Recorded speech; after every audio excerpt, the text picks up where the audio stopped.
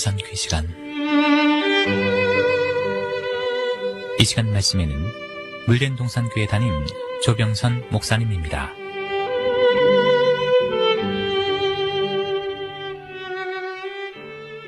할렐루야, 평안하셨습니까?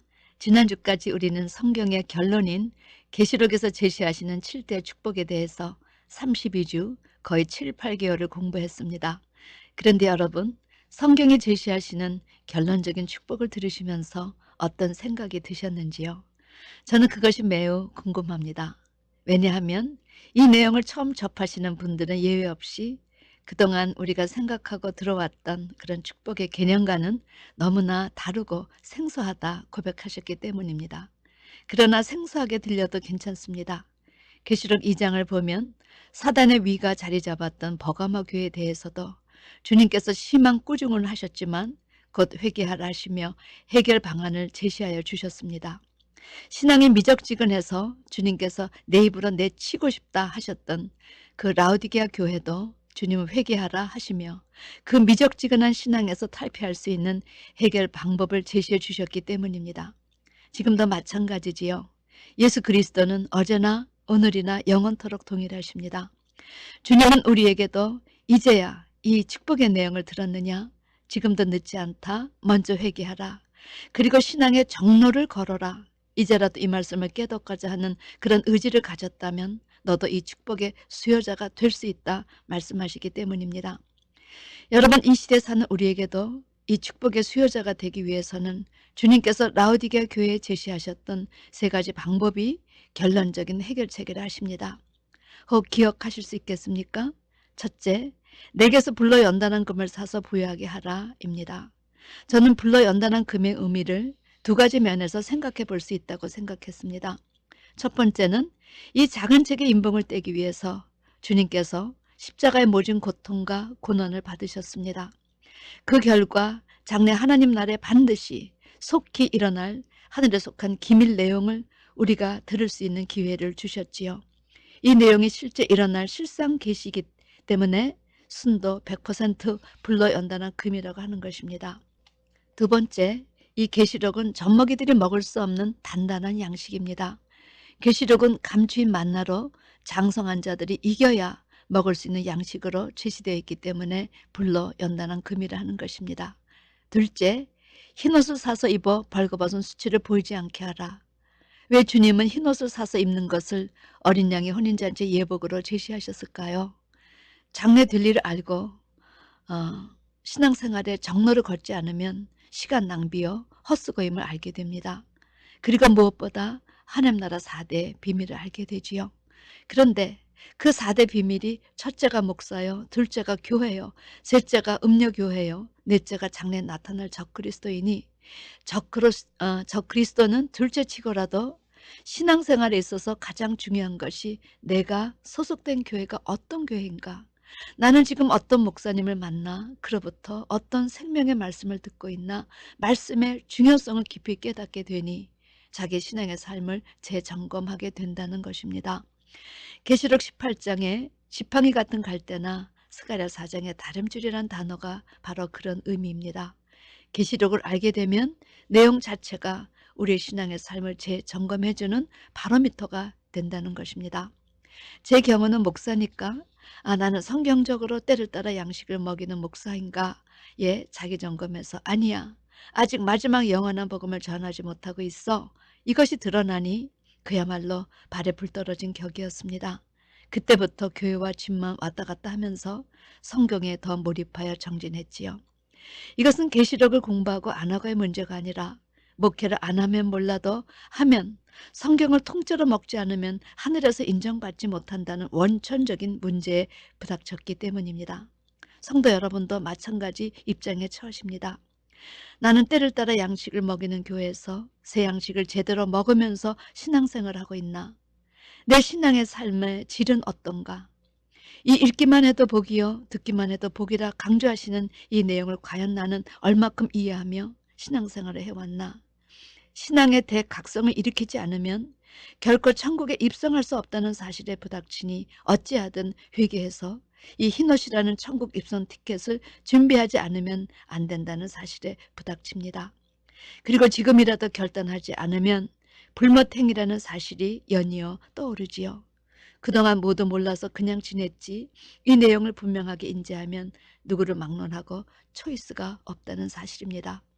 제가 놀라고 또 놀란 것은 우리가 그동안 많이 들어온 내용인 마태복음 24장 충성되고 지혜 있는 종과 악한 종의 비유를 계시록을 알고 나니 또 다른 면으로 마음속에 다가왔습니다. 때를 따라 양식을 나눠주는 종은 주인이 오실 때 그 종이 잘하는 것을 보고 그 모든 소유를 저에게 맡기리라 하셨습니다. 그러나 악한 종은 주인이 오시는 날도 알지 못해 생각지 않은 때 이르러 엄히 때리고 외식하는 자의 받는 유에 처하리니 거기서 슬피 울며 이를감이 있으리라 하셨습니다. 여러분, 거기라는 곳이 어디입니까? 불못입니다.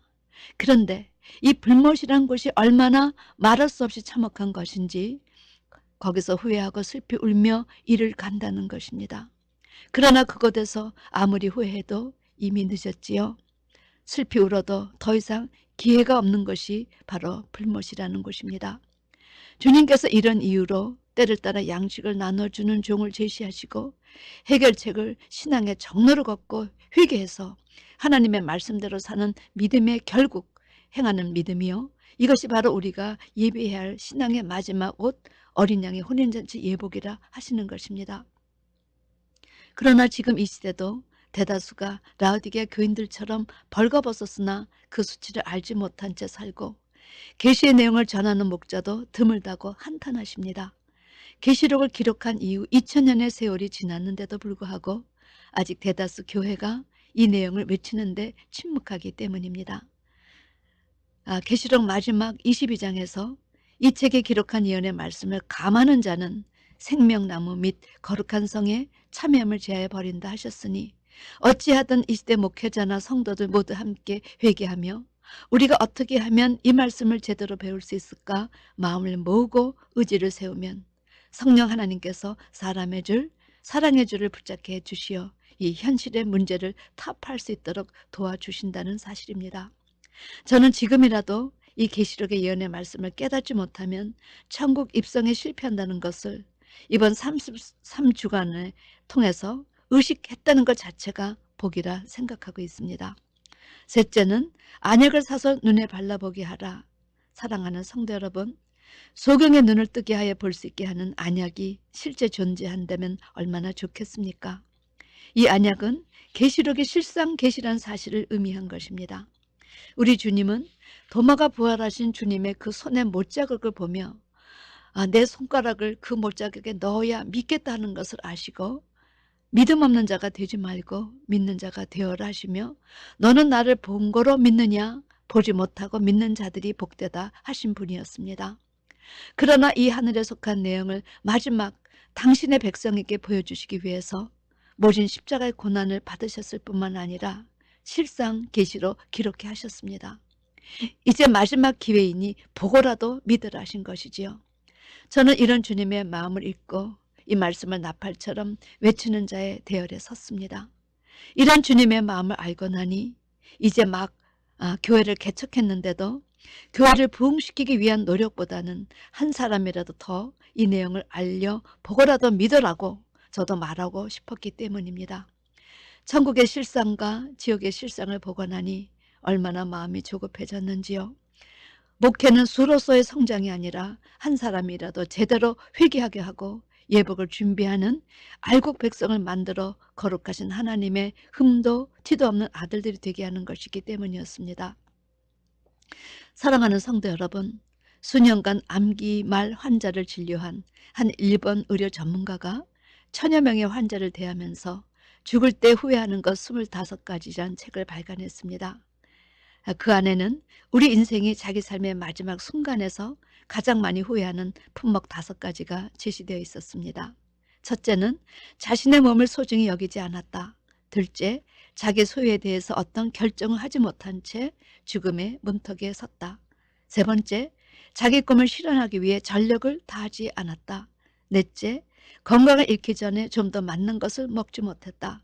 다섯째, 마음에 남는 진한 사랑다운 사랑을 해보지 못했다. 여러분, 아니 그 많은 시간 무엇을 위해 살았기에 자신의 몸도 소중히 여기지 못하고 무엇을 위해 목적도 없이 소망 하나 제대로 이루어보지 못하고 돈을 벌었나? 맞는 거 하나 제대로 입속에 변변히 넣지 못하고 일평생 사랑 타령을 하고 살았으면서도 사랑할 사람 하나 제대로 사랑 못하고 그 많은 시간을 다 소비하였는가? 여러분은 어떻습니까? 어떤 일에 그것 하지 못했어 하시며 후회하고 계십니까? 어느 95살 어른의 숙입니다. 저는 젊었을 때 정말 열심히 일했습니다. 그 결과 실력을 인정받았고 존경을 받았습니다. 그 덕에 65세 때 은퇴를 할 수 있었지요. 제가 30년 후인 95살 생일 때 얼마나 후회의 눈물을 흘렸는지 모릅니다. 내 60년의 생애는 자랑스럽고 떳떳했지만 이후 30년의 삶은 부끄럽고 후회되고 비통한 삶이었습니다. 저는 퇴직 후 이제 다 살았다. 남은 인생은 그냥 덤이다 라는 생각으로 그저 고통 없이 죽기만을 기다렸습니다. 덧없고 희망이 없는 삶, 그런 삶을 무려 30년이나 살았다는 것입니다. 만일 제가 퇴직할 때 앞으로 30년을 더 살 수 있다고 생각했다면 전 정말 그렇게 살지는 않았을 것입니다. 그때 저 스스로가 늙었다고 뭔가를 시작하기엔 늦었다고 생각했던 것이 큰 잘못이었습니다. 저는 지금 95살이지만 정신이 또렷합니다. 앞으로 10년, 20년을 더 살지 모릅니다. 이제 저는 하고 싶었던 어학 공부를 시작하려 하지요. 그 이유는 단 한 가지, 10년 후 맞이하게 될 105번째 생일날 95살 때 왜 아무것도 시작하지 않았는지 후회하지 않기 위해서입니다.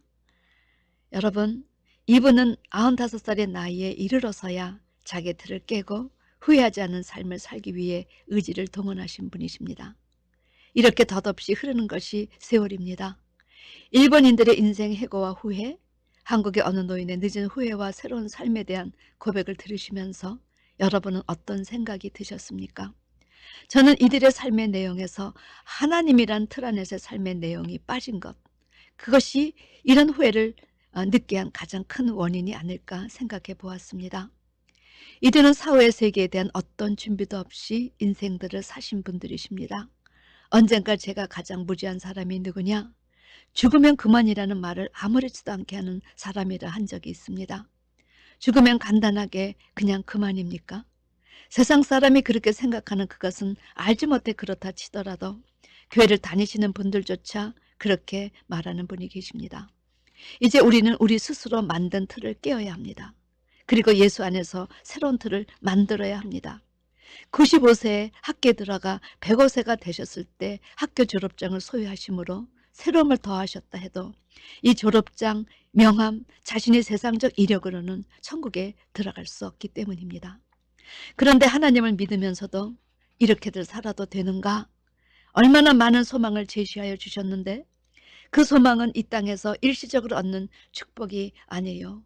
하나님의 자녀가 되어서 영원히 죽지 않고 사는 축복인데 하나님은 우리 인간의 꿈도 꿀 수 없는 그런 소망을 제시하시고 그 소망을 이루시기 위해 당신의 독생자도 내놓으셨는데 예수님은 장래 될 일에 미리 다 보여주시면서 신앙의 정로를 걸으라 하시고자 십자가도 지셨는데 죽음에서조차 소망을 갖게 해주셨는데 여러분, 무엇이 우리를 그런 소망에서 벗어나 매일매일 다람쥐같이 채바퀴 돌듯 그렇게 시간을 쓰게 만들었습니까? 채바퀴 돌듯 사는 것은 다람쥐나 그렇게 사는 것이지 우리는 만물의 영장으로 지으신 하나님의 사람들입니다. 부디 이제 주 안에서 새로운 틀을 만드심으로 유일하신 참 하나님과 그의 보내신 자 예수 그리스도를 아는 일에 여러분을 투자하시어 자기가 산 인생에 대한 후회를 하지 않는 여러분과 제가 되기를 주님의 이름으로 축원합니다. 아멘.